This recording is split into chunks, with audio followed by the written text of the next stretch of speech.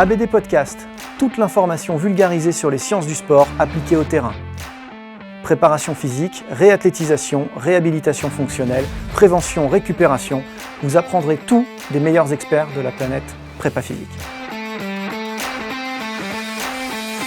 Bonjour à tous, Aurélien Broussal-Derval pour un nouvel épisode ABD Podcast et je reçois Thibaut Soubeyrat. Thibaut, merci d'être là. Merci à toi de m'avoir invité aujourd'hui, c'est un véritable honneur après toutes les personnalités que tu as pu recevoir dans ton show. Je suis ravi d'être à tes côtés aujourd'hui en tout cas. Eh bien écoute, je suis bien content que tu viennes parce qu'on va parler d'un thème qui est particulièrement important dans notre profession, dans nos professions, et qui n'est pas forcément assez abordé, c'est la préparation physique des enfants. Alors pourquoi on va en parler avec Thibaut aujourd'hui? C'est parce que Thibaut il est entraîneur de gym et préparateur physique de gym. Et donc non seulement la gym ça nous intéresse et on l'utilise et elle influence la préparation physique depuis toujours. On parle beaucoup de l'athlétisme, énormément de l'haltérophilie et de la musculation. Et c'est vrai que la gym, on en parle un petit peu moins alors que ça influence énormément. Alors on le voit encore plus avec le CrossFit récemment. Et en l'occurrence, pour le thème qui nous intéresse, du coup, en termes de sport à maturité précoce et à explosion précoce, il n'y a pas mieux, quoi. Exactement. Donc c'est vrai que c'est un petit peu ma particularité du coup d'encadrer sur de jeunes, très jeunes athlètes même, puisque j'encadre des athlètes qui vont de 6 ans à 17, 18 ans. Donc c'est ce qui fait un petit peu la particularité de l'entraîneur de gym, c'est qu'on est en même temps entraîneur, mais préparateur physique. Il y a finalement peu de préparateurs physiques qui interviennent dans le milieu de la gym, des préparateurs physiques extérieurs qui interviennent dans le milieu de la gym. Alors après, à très haut niveau, on fait appel à des préparateurs physiques vraiment spécifiques lorsqu'on veut développer des qualités très pointues.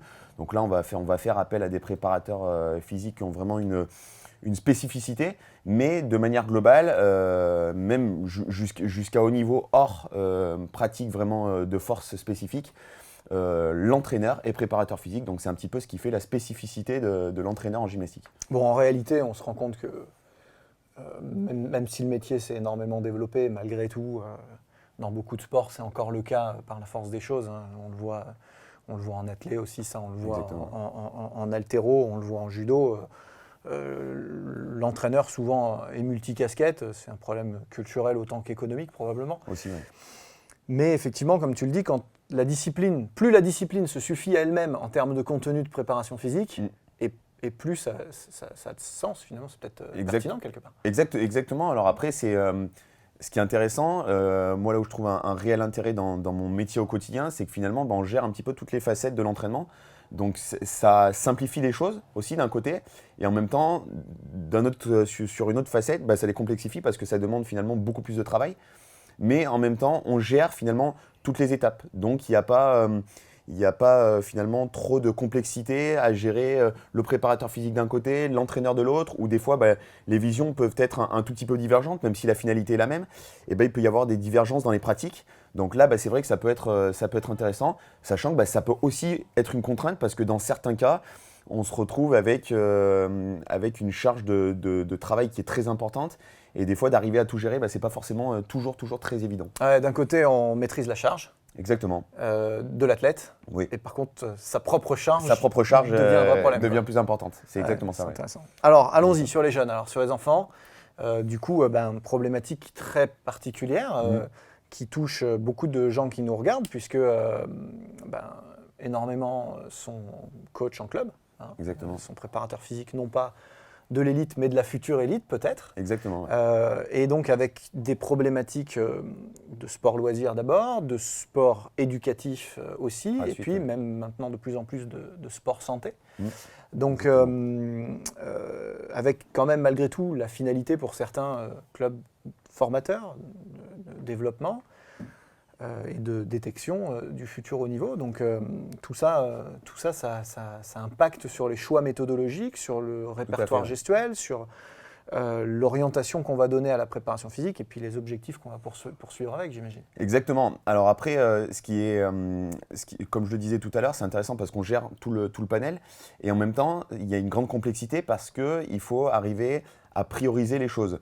Ce qui fait la complexité aujourd'hui de l'entraîneur et du préparateur physique que je peux être au quotidien, c'est la notion de priorité. Qu'est-ce qu'on va pouvoir faire, à quel moment, à quel instant, quelle logique on va mettre en place. Donc c'est aussi ce qui est intéressant parce qu'on va gérer la carrière d'un athlète, d'un gymnaste ou d'un athlète de manière plus globale. Il va falloir qu'on gère les différentes étapes en fait qui vont nous mener par la suite à la performance ou simplement à la pratique compétitive. Alors moi après je suis dans une petite structure, je ne suis pas dans une structure de haut niveau, donc je n'ai pas vocation à former des gymnastes de haut niveau. Par contre j'ai pour vocation de former des gymnastes qui peut-être par la suite auront la chance de pouvoir rentrer dans une structure de haut niveau. Je ne me l'interdis pas, forcément. Mais c'est pas la fin en soi de ton métier. C'est pas la finalité de mon métier au quotidien. Sinon, il faudrait que j'aille encadrer dans une structure de haut niveau. Très sincèrement, j'en ai pas forcément le désir pour le moment parce que je prends énormément de plaisir à être dans une petite structure et à faire évoluer finalement, où j'ai un peu carte blanche et ça me permet aussi de progresser en tant qu'entraîneur parce que finalement, quand on est tout en bas, il faut construire, donc c'est super intéressant. Ça permet de mettre ses process, de mettre des protocoles en place, essayer, louper, ça fait aussi partie du métier. Et ça permet justement de se construire une identité. Après, il ne faut pas oublier qu'à un moment donné, l'identité et le sérieux de son travail, il passe forcément par le résultat à un moment donné. Donc, il faut quand même arriver à trouver une organisation, arriver à trouver des process et des protocoles d'entraînement qui vont nous mener quand même vers un résultat final. Mais c'est ce qui nous intéresse. Ce qui intéresse les gens qui nous écoutent, c'est évidemment la vraie vie. Ouais, la vraie vie, ce n'est pas les 200 athlètes de haut niveau, de très haut niveau, de moins de 18 ans qu'on compte dans le sport olympique. Ce qui nous intéresse, c'est toute la masse, toute la base de pratiquants.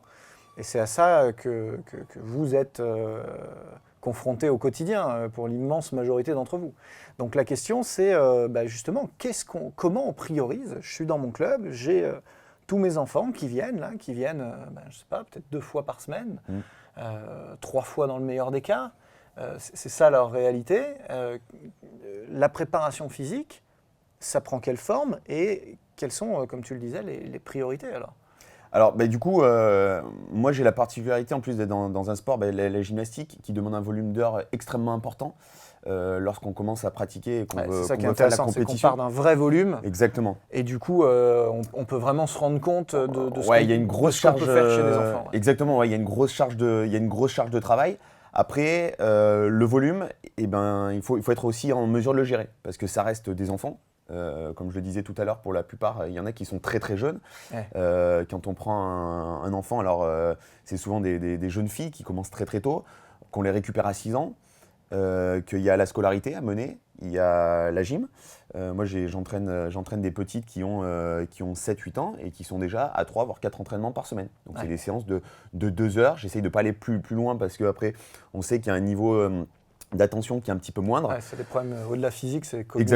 Exactement. Et du coup, c'est vrai qu'on perd un petit peu l'attention et après, c'est plus forcément efficient. Donc, à quoi bon rester 3 heures dans le gymnase si finalement, c'est pour avoir 1 heure, 1 heure et demie, 2 heures grand maximum de travail effectif. Donc, c'est ça aussi qu'il faut arriver à gérer. Il faut arriver à gérer les différentes fatigues qui s'accumulent entre la scolarité. Certains ou certaines se lèvent très tôt le matin. On va chez la nourrice, on passe la journée à l'école, le soir on va à l'entraînement, on rentre, il faut faire les devoirs et le lendemain on rattaque. Donc c'est ce qu'il faut arriver à gérer et c'est ce qui fait un petit peu la complexité et je pense que la plupart des gens qui nous écoutent sur ce podcast, la plupart sont confrontés à ça. Tu as pu recevoir beaucoup d'intervenants qui travaillent dans le haut niveau, donc qui bénéficient finalement de conditions qui sont idéales, essentielles à la pratique de la performance. Moi, c'est un petit peu différent. Donc, il faut arriver à jouer sur d'autres paramètres, d'autres facteurs en fait, qui vont nous permettre d'aller vers la performance, d'aller vers la compétition. Et voilà. Donc, si je te suis, la première chose qui ressort, c'est le monitoring de la charge. C'est-à-dire que Exactement. Tout de suite, c'est des charges en fait. Charges, psychologiques, physiques. Puis scolaires, familiales. Sportives, culturelles, parce qu'en général, c'est des gosses qui font aussi de la musique, qui font aussi... Ouais, très souvent, c'est un petit peu la problématique qu'on rencontre. Donc, en plus, il y a une espèce de concurrence entre les disciplines. Ce monitoring de charge, c'est vrai qu'on en parle très très peu chez les enfants. Moi j'ai des enfants et c'est vrai qu'ils sont particulièrement actifs et particulièrement engagés. Puis c'est vrai que c'est difficile à évaluer aussi. C'est dur à une évaluer. particularité, ouais. On se rappelle que la physiologie de l'enfant, c'est aussi une meilleure capacité à récupérer. Hein. Exactement. Ils ont plus d'enzymes oxydatives, en tout cas elles sont particulièrement efficaces. À l'inverse, le système glycolytique est un petit peu moins performant et plus ils sont jeunes et moins il est actif. Et donc fatalement, ça fait des intensités moyennes hautes, mais pas surmaximales. Exactement.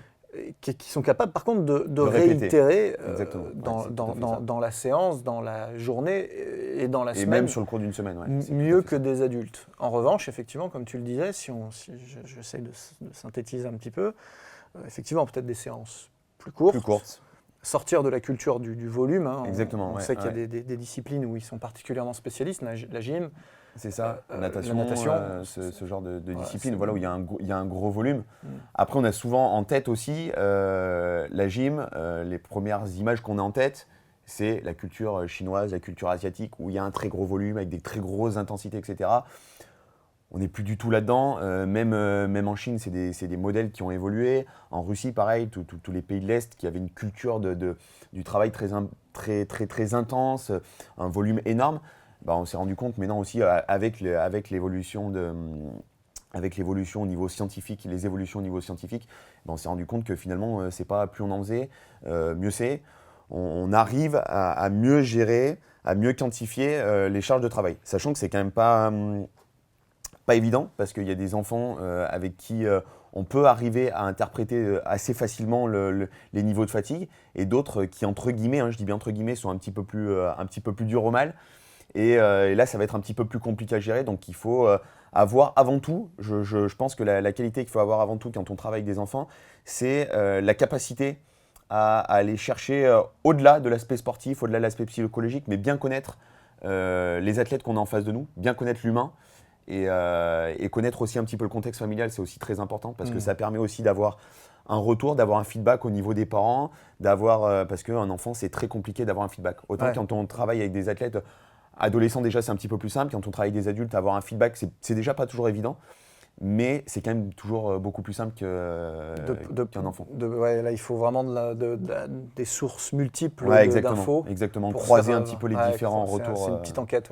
C'est exactement ça, ouais. Et du coup, on pourra imaginer évidemment mettre en place des RPE, des choses comme ça, mais... J'ai essayé de mettre ça un petit peu en place sur les RPE. Alors plus un petit peu sur... je fonctionne un petit peu plus sur le wellness. En mettant, j'ai mis en place un petit fichier. Alors, pour les athlètes qui sont un petit peu plus âgés, à partir de 10 ans, ils sont capables d'estimer un petit peu plus en prenant un petit peu en compte l'humeur du jour, le niveau de fatigue physique avant de commencer la séance, le niveau de sommeil, en essayant de prendre des repères un petit peu. Alors, pas forcément pour interréagir sur l'instant T de la séance, mais par contre, j'ai mis ça en place depuis 2 ou 3 saisons et je me rends compte. J'ai établi des courbes, ça me permet de voir un petit peu les variantes d'intensité, les variantes de fatigue. On sait, maintenant, je suis un peu plus en mesure avec l'expérience d'identifier les périodes un petit peu plus compliquées, les périodes un petit peu plus denses, voilà. Et puis les périodes où là, au contraire, on va être un petit peu plus sur un pic de forme et où on va pouvoir peut-être pousser un petit peu plus la machine. Mais là, encore une fois, c'est juste une tendance. C'est un outil parmi tant d'autres. J'essaye c'est beaucoup de feeling. C'est un gros travail sur le feeling parce qu'avant tout, c'est comme ça que ça fonctionne. Après, j'avais pour habitude de faire une planification assez rigoureuse et je me rends compte avec l'avancement, avec le temps, que la planification, je me donne vraiment les grandes lignes directrices, voilà, des axes. Et après, je me rends compte que pendant la séance, je modifie. Avant, j'étais dans l'aspect vraiment, on a mis la séance en place. Aujourd'hui, c'est telle séance, on va faire telle séance. Et puis, je me suis rendu compte que on fonçait droit dans le mur, en fait. Parce qu'en effet, avec le niveau de fatigue, il y a peut-être un jour où l'humeur sera moins bonne, la séance sera moins bonne. Donc, pourquoi se focaliser? Pourquoi essayer de vouloir aller forcément forcer la direction dans laquelle on veut aller, alors qu'à la sortie, c'était peut-être pas forcément, c'était pas forcément la bonne direction, quoi. Après, j'imagine que, moi, j'ai pas travaillé avec des enfants depuis mes jeunes années de coach, où ça fait je sais pas, peut-être une quinzaine d'années que j'ai pas encadré des enfants professionnellement. Donc je ne suis probablement pas le plus pertinent pour cogiter là-dessus, mais j'ai quand même l'impression que ce que je faisais à l'époque et ce que je ferais maintenant, sur la planification de l'entraînement, puisqu'il en faut une, ce qui prendrait le dessus sont des contenus pédagogiques, sont des contenus de formation et de développement, Exactement, ouais. plutôt que des qualités physiques qui de toute façon sont complètement limitées, on l'a dit, déjà on ne va pas travailler en lactique. Exactement, ouais. C'est ça. En aérobie, on va travailler par la force des choses, principalement dans des intensités plutôt hautes, fractionnées, c'est la nature même de l'enfance. Tenir, ça sera compliqué. La souplesse, on va en parler, mais c'est probablement un axe de développement majeur. Ouais. Et Souplesse, coordination. Et constant, voilà. Souplesse, coordination ou habileté motrice au sens large. La force, c'est pas le moment. Non, on en parlera un petit peu plus tard, mais voilà, le développement de la force absolue. Donc fatalement, on va peut-être avoir deux lignes de qualité physique centrale dont ça va être vraiment le moment, la vitesse, la souplesse, ok. Et puis après, le reste sont plutôt des lignes pédagogiques, j'imagine. Oui, c'est exactement ça. Alors après, c'est vrai que la pédagogie, c'est assez vaste. C'est vrai qu'on entend souvent parler de la pédagogie. Finalement, qu'est-ce que vraiment la pédagogie ? Moi, j'ai pour habitude de dire que la pédagogie, finalement, c'est un ensemble de méthodologies qui mènent à un apprentissage. Donc, la pédagogie, ça va comprendre plusieurs axes. Ça va être comprendre des axes tant sur le plan physique, sur le plan psychologique, sur les différentes facettes des aspects mentaux, parce qu'on cherche aussi à développer les qualités physiques d'un athlète. Mais surtout et avant tout, je pense que alors en tout cas dans le milieu qui est le mien, dans la gymnastique, la qualité principale, ça va être le mental. Parce qu'on est dans un sport qui est tellement difficile, non pas que les autres ne le sont pas, mais on est dans un sport qui est extrêmement fastidieux, qui demande énormément de volume horaire. On est tout seul face à soi-même. Sur les sports on est déjà sur quelque chose de différent. Sur les sports d'opposition, là encore une fois, il y a pas cette dimension ludique instantanée qu'il y a dans certains sports. C'est exactement ça. Et puis, il y a cet aspect rigueur qu'impose la gymnastique, tant sur les qualités physiques, mais aussi sur les qualités artistiques, où il faut produire quelque chose d'artistique, quelque chose de joli, quelque chose d'efficace. Et c'est ce qui est un petit peu compliqué. Alors surtout, j'ai tendance à dire que dans le monde dans lequel on vit, ça a tendance à aller un petit peu où on laisse de plus en plus de liberté aux enfants, de plus en plus la place pour s'exprimer. Et finalement, on arrive dans la gym, on est dans un milieu qui est fermé, où la notion d'expression reste quand même, hormis l'aspect artistique, reste quand même assez fermée. Et c'est ce qui est un petit peu compliqué. Et c'est ce que j'essaye de faire justement avec les jeunes athlètes, de forger un petit peu un caractère un petit peu plus guerrier, un petit peu plus, combattant, parce que c'est ce que la gym demande. L'exigence de la gym passe aussi par là. Et justement, sur les premières années de pratique, c'est ce qu'on va essayer de développer, la force de résilience face à l'effort. L'aspect combattant, c'est intéressant. C'est ce qui pousse Fred Aubert, qu'on a reçu dans ce podcast il y a quelques semaines, un des papas de la prépa physique, a parlé de préparateur athlétique. Athlétique étant pris non pas dans le sens athlétisme, l'activité, mais au sens le rapport au combat, la combativité. C'est exactement ça. Ouais. Donc effectivement, inculquer ce goût de l'effort, cette valeur ajoutée du goût de l'entraînement à nos jeunes athlètes, c'est, je pense, quelque chose qui va nous permettre derrière de capitaliser quand il s'agira de changer de braquet, quoi. Après, voilà, c'est surtout que ça permettra par la suite une meilleure tolérance de l'effort, une meilleure capacité à passer les moments parfois un peu difficiles, parce qu'il faut bien se mettre à l'esprit que des moments difficiles, on en croise beaucoup en gym. On a souvent pour habitude de dire qu'il y a plus de jours de mauvais temps que des jours de beau temps. La gym, c'est finalement 90% du temps d'échec pour finalement 10% du temps où on réussit. Donc c'est quand même pas valorisant. C'est pas très valorisant, c'est pas chose facile. Et c'est vrai qu'aujourd'hui, on essaye beaucoup de valoriser. Moi, je sais que personnellement, j'ai beaucoup changé. Avant, j'étais assez dur dans ma manière d'entraîner, tout simplement parce que notre sport est dur, parce que les conditions d'entraînement sont dures. Et à un moment donné, on en oubliait un petit peu cet aspect valorisation. Et c'est vrai que depuis maintenant 3-4 ans, j'essaye d'apporter un petit peu plus de valeur à ça. Parce que les enfants sont tellement en compétition aujourd'hui de partout, en compétition à l'école, comme tu le disais tout à l'heure. En plus de ça, si on fait un petit peu de musique à côté, si on fait un petit peu Voilà, les enfants sont en compétition de partout. Donc aujourd'hui, c'est arriver à dédramatiser cet aspect compétitif et leur faire prendre conscience qu'à un moment donné, on n'est pas en compétition avec les autres, on est avant tout en compétition avec soi-même. Et c'est ce que j'essaye de développer. Alors après, est-ce que c'est bien, est-ce que c'est pas bien? Je peux pas vraiment, C'est un choix, mais c'est un choix. En tout cas, d'orientation. c'est une ligne directrice que j'essaye d'appliquer depuis maintenant 3-4 ans. Ok. Alors, du coup, parlons un petit peu des qualités physiques qu'on va développer, puisque on a balayé tout un tas d'approches globales. Maintenant, de manière un peu plus spécifique, la place de la souplesse pour toi, ça intervient quand, comment? On sait que c'est une qualité centrale en gym. Exactement. Je promeus de plus en plus, et depuis toujours, hein, la souplesse comme une qualité centrale dans tous les sports, qui vient nourrir la mobilité du sportif. Et donc, Et qui fait débat en plus. Qui fait débat. Qui fait énormément débat. Ouais. Plus elle est entraînée tôt, ce qui est sûr, c'est que plus elle est performante par la suite et pertinente. Qu'est-ce que tu en penses? Alors, moi, je suis très partagé sur la souplesse. Je ne suis pas du tout issu d'un cursus, pour le coup, un cursus universitaire. Je suis quelqu'un qui a appris beaucoup par le terrain. Okay. Du coup, j'ai un recul beaucoup plus, entre guillemets, terre à terre. J'ai lu beaucoup d'études sur la souplesse, etc. Plein de spécialistes ont mené des études et finalement, tout le monde n'est pas forcément d'accord et en même temps, tout le monde se rejoint aussi un petit peu.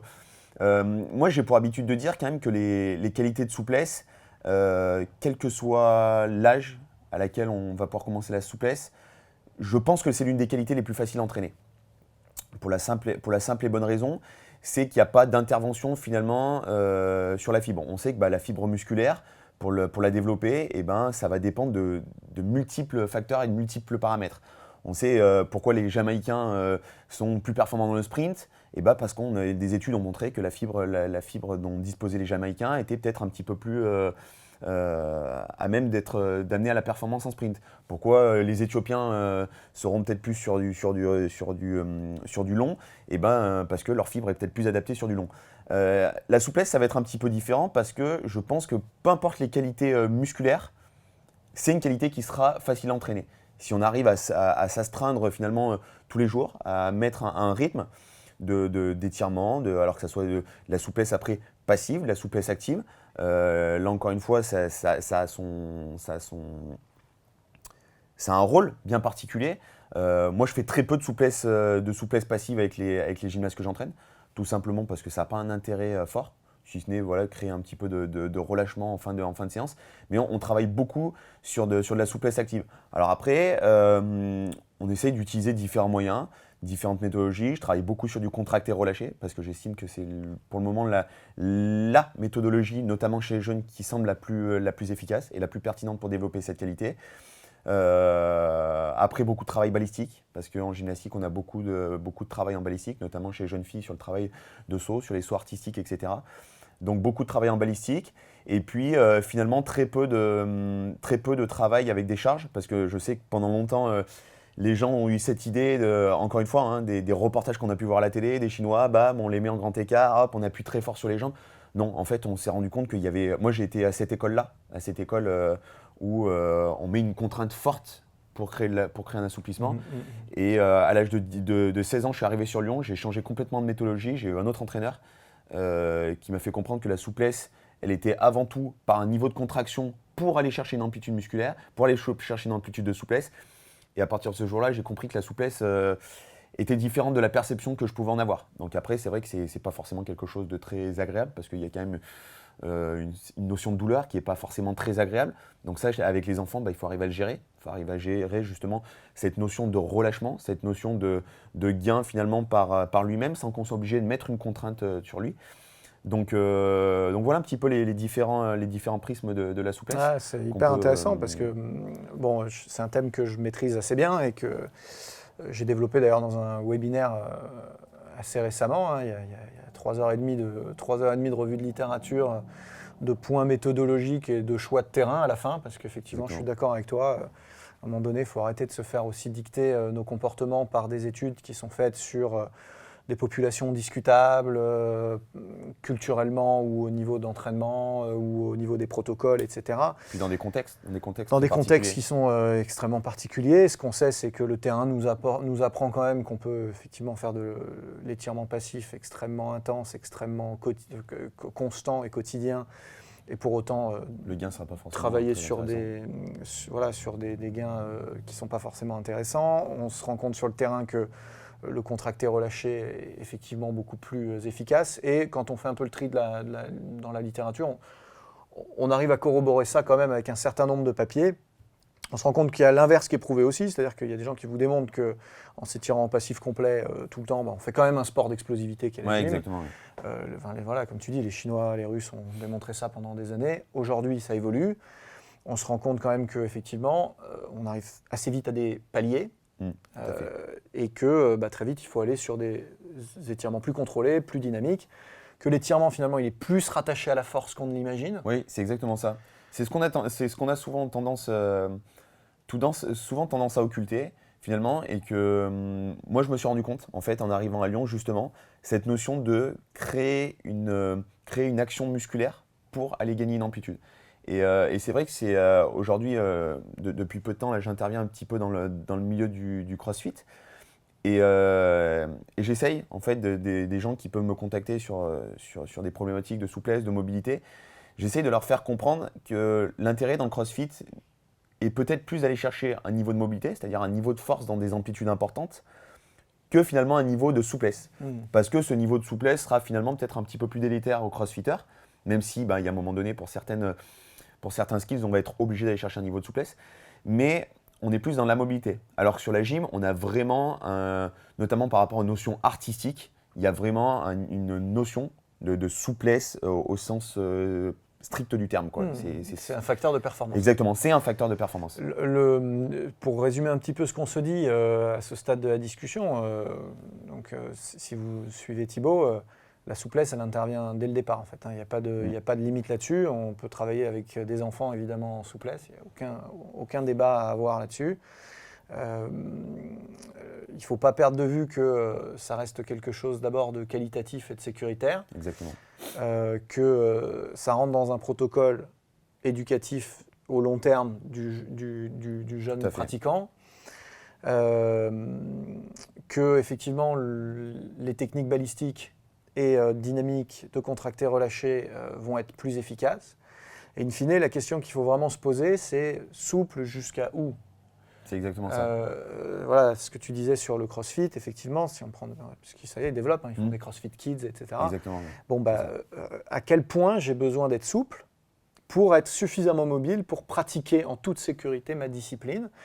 À quel point j'ai besoin d'être souple pour être un sportif qui va évoluer d'une discipline à l'autre ? Parce que, encore une fois, probablement que la spécialisation tardive est souhaitable, on s'en rend de plus en plus compte. Toutes les études de Feigenbaum, par exemple, vont dans ce sens-là, disent les gars, vous précipitez pas à hyper spécialiser les jeunes, laissez-leur le choix de se driver à un moment donné.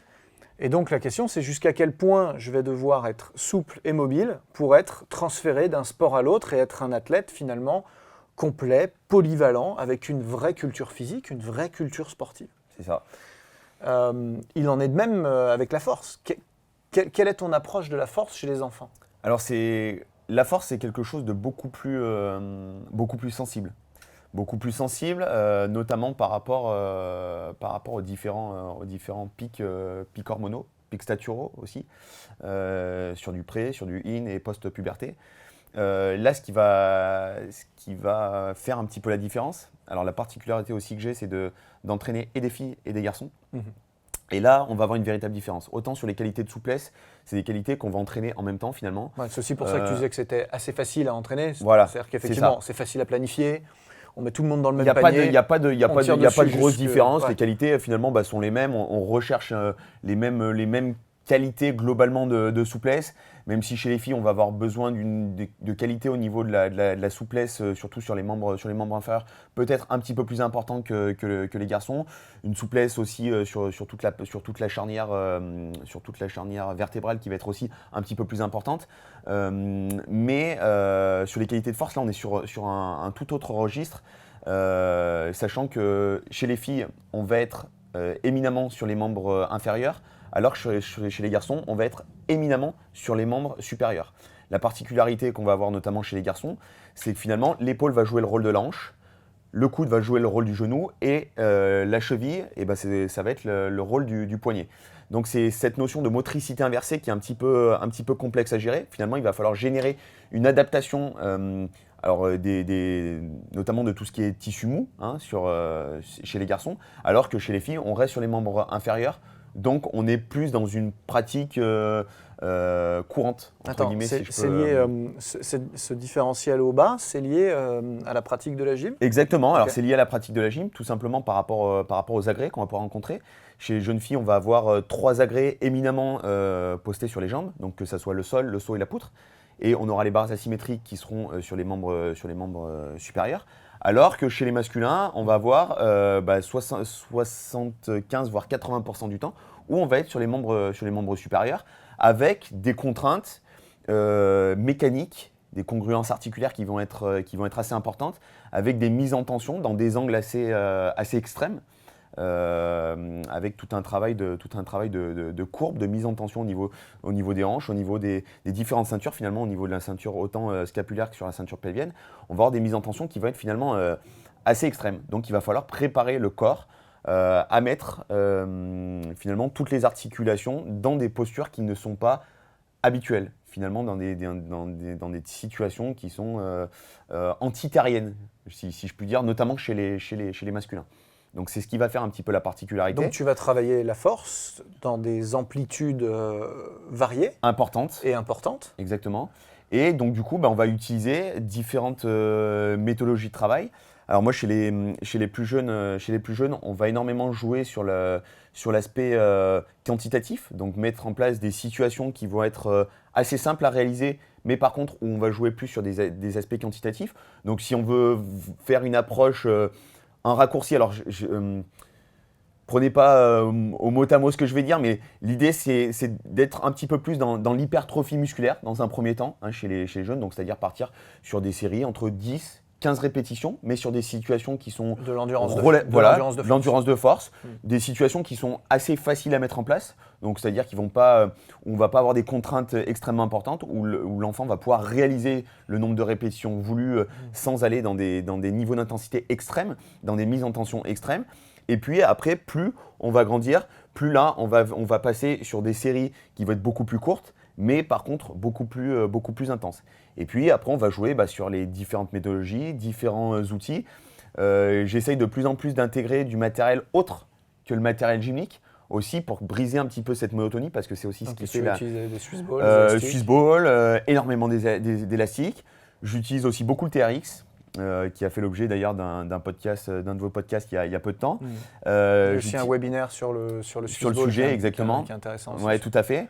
C'est un bel outil, c'est vrai, pour les enfants. Exactement. Après, j'essaye d'incorporer là, depuis peu de temps le travail aussi avec les kettles, qui est aussi intéressant. C'est vrai que pour eux, ça les change. Ça change un petit peu, ça sort un petit peu du registre gymnique.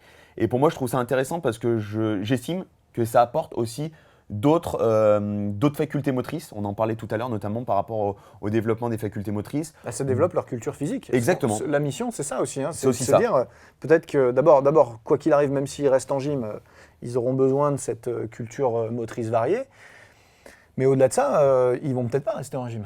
Peut-être qu'ils vont basculer sur complètement autre chose et que tout ce que son professeur lui aura appris à un moment donné, l'enfant, il va le garder avec lui. Et il pourra le transférer. C'est aussi le but, et tu en parlais tout à l'heure et je trouvais ça super intéressant, et c'est ce que j'essaye de toujours garder dans un coin de ma tête, c'est de dire on va essayer de développer un grand nombre de qualités pour ensuite pouvoir les mettre au service de la discipline. C'était un propos que pouvait avoir Rodolphe Boucher, qui est entraîneur sur le pôle France d'Antibes. Et j'aimais bien ça. Préparateur physique aussi. Et qui est aussi préparateur physique. Particulièrement pointu sur. Exactement, qui intervient aussi souvent à l'INSEP, etc. Et qui a souvent pour habitude de dire l'idée de la formation chez le jeune gymnaste, c'est de construire les différentes pièces du moteur pour les assembler et arriver à l'âge de la maturité, alors chez les garçons à 20-21 ans, assembler les différentes pièces du moteur et faire tourner le moteur à plein régime. Donc je trouve que cette image est et finalement résume parfaitement le métier qui est le nôtre. Et en même temps, il y a cette notion, je vais aussi reprendre un de ses propos, qui disait être en même temps entraîneur cigale et entraîneur fourmi, c'est-à-dire la notion d'impératif, de répondre à un contenu compétitif assez jeune, avec cette notion de sport à maturité précoce, et en même temps s'installer dans quelque chose de plus durable, s'installer dans la durée, et justement avoir cette vision du jour où le moteur tournera à plein régime. Donc c'est aussi ce qui fait la complexité de la force, c'est d'arriver à planifier finalement la progression dans le temps. Et ça, c'est extrêmement difficile parce que on se retrouve finalement avec des enfants qui n'ont pas du tout les mêmes qualités. On a des enfants qui ont des qualités explosives naturelles, d'autres qui vont avoir des qualités de force max qui vont être très importantes, par contre des qualités de vitesse qui vont être déplorables. Donc il va falloir arriver à jouer avec ces différents paramètres. Et toi, donc, tu serais dans une approche de normalisation du truc, quoi, Exactement. Essayer de les doter, de compenser un petit peu leurs points faibles, en se disant que de toute façon, leurs points forts vont se développer. Par la suite. Alors après, je suis partagé entre cette notion-là et cette notion de dire en même temps, pourquoi on ne se baserait pas aussi finalement sur ces qualités qui sont fortes et finalement jouer peut-être et renforcer peut-être encore plus ces qualités naturelles finalement.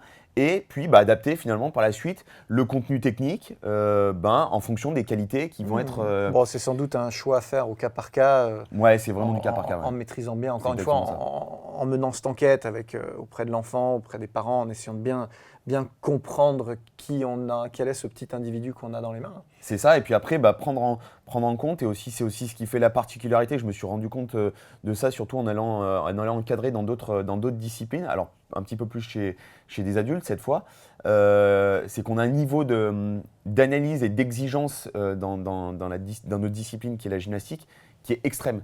Donc c'est-à-dire quand on va aller dans d'autres disciplines, même des fois j'ai été assez étonné, assez choqué du faible niveau d'analyse, ou pourtant dans des sports dans lesquels je n'avais aucune connaissance, mais il y avait certaines choses qui me sautaient aux yeux parce qu'on a justement cette vision très globale de l'entraînement en étant préparateur physique et en même temps en étant entraîneur, et où finalement je trouve qu'il y a un manque d'analyse de la discipline. De réflexion sur ces manque de réflexion, disciplines. exactement, et en allant justement dans d'autres disciplines, on se force en fait finalement à aller chercher vraiment quelles sont les qualités nécessaires, quelles sont les ressources dont va avoir besoin l'athlète pour performer. C'est important de prendre le temps de réfléchir, de modéliser vos propres disciplines, et ce presque poste par poste quand on est en sport co, catégorie par catégorie quand on est en sport à catégorie de poids, agrès par agrès quand on est en gym. Pensez prenez le temps de penser justement, prenez le temps de réfléchir, prenez le temps de modéliser, d'écrire, de dessiner, de conceptualiser, c'est ce qui va permettre de prendre des bonnes décisions à un moment donné. J'aimerais juste rappeler un truc avant de terminer cet épisode, hyper riche, hyper passionnant, je te remercie encore. C'est que il n'y a pas de blocage de croissance quand on travaille la force. C'est important de le préciser. C'est une idée reçue, toutes les études, post-année 80, post-bloc de l'Est, post tout ce qui est contestable au niveau éthique, démontrent qu'il y a tout au plus des retards de croissance qui vont être rattrapés par la suite, mais qu'en règle générale, si on a des petits gyms, c'est parce que la discipline fait qu'on prend des gabarits. Après, moi, pour te rejoindre, je prends mon exemple, je fais 1m82, j'ai un gabarit qui est un petit peu atypique pour un gymnaste, parce que les gymnastes, c'est plutôt aux alentours des 1m65, 1m70, on prend les Asiatiques sont très petits, donc c'est vrai qu'on dit souvent, ouais, mais regarde tous ceux qui réussissent. Bah oui, mais parce que le gabarit est plus adapté, les basketteurs, ils sont grands, le basket ne fait pas grandir. Par contre, à un moment donné, les contraintes de l'activité font que quand on est grand, c'est quand même un petit peu plus facile d'être basketteur. Les contraintes, les choix d'orientation, de détection, c'est sûr que si on détecte que des petits, on n'a que des petits. Si on détecte que des grands, on n'a que des grands. Si on détecte que des noirs, on n'a que des noirs. Si on détecte que des filles, on n'a que des filles. C'est exactement ça. Donc c'est pas la discipline ne change pas le sexe des gens, ne change pas leur couleur, ne change pas leur taille. Mais c'est vrai que tu as raison de l'aborder, parce que moi je me bats. Le nombre de parents qui viennent me voir en me disant mais au niveau de la croissance de mon enfant, comment ça va se passer ? Et je leur explique ça. Et quand j'entends des fois des médecins, même des pédiatres, qui véhiculent encore ces idées-là, je trouve ça grave, je trouve ça dramatique justement. Et en plus de ça, surtout les études ont prouvé que c'était au-delà d'un certain volume. Il faut dépasser les 20 heures d'entraînement pour qu'éventuellement il y ait un retard sur la croissance. Ce qu'il faut savoir, c'est que génétiquement, on est programmé pour faire une certaine taille, pour avoir une certaine morphologie. Je ne parle pas de gabarit, je parle vraiment de morphologie. Et voilà, ça c'est. Les méthodes naturelles n'auront pas d'impact. Exactement, les méthodes naturelles n'auront pas d'impact. Encore faut-il avoir un sens de l'éthique sportive et du respect des enfants qu'on peut encadrer. Parce que ça reste des enfants. Écoute, c'est super Thibaut, vraiment merci beaucoup pour ça. Vous pouvez le retrouver, il est très actif sur Instagram, Thibaut Soubera. Thibaut Soubera, voilà. Tout à fait. Thibaut Soubera tout simplement, vous avez son orthographe exacte dans le générique de ce podcast. Je vous rappelle qu'il y a un webinaire complètement dédié aux jeunes, qui est sorti il y a quelques semaines, que vous pouvez retrouver sur mon site aussi, la préparation physique des jeunes. J'ai sorti un livre aussi qui s'appelle La préparation physique jeunes joueurs avec Laurent Delacour qui donne aussi un certain nombre de repères sur toutes les thématiques qu'on a abordées. Vraiment, merci beaucoup, c'était hyper dense, hyper riche, hyper intéressant. Et puis à très bientôt pour un nouvel épisode. Bah écoute, merci à toi en tout cas, c'était un véritable honneur de passer après tous les grands noms que tu as pu recevoir et petit entraîneur finalement que je suis, c'est un plaisir de t'avoir rencontré, d'avoir partagé ce podcast et puis j'espère qu'on pourra en partager d'autres par la suite. Un grand plaisir. Vous pouvez nous écouter sur toutes les plateformes podcast audio, nous retrouver en vidéo sur YouTube ou directement sur mon site internet. La plupart des épisodes sont enrichis sur mon site internet. Et si vous en voulez plus, le e-campus de transfert propose tout un tas d'épisodes inédits que vous allez retrouver avant tout le monde en vous abonnant sur le e-campus de transfert. À très bientôt. C'était ABD Podcast, votre émission 100% préparation physique et sciences du sport. Abonnez-vous, suivez-nous, partagez-nous. Écoutez-nous sur Google Podcast, iTunes, Deezer, Spotify. Regardez-nous sur YouTube ou directement sur www.broussal-derval.com.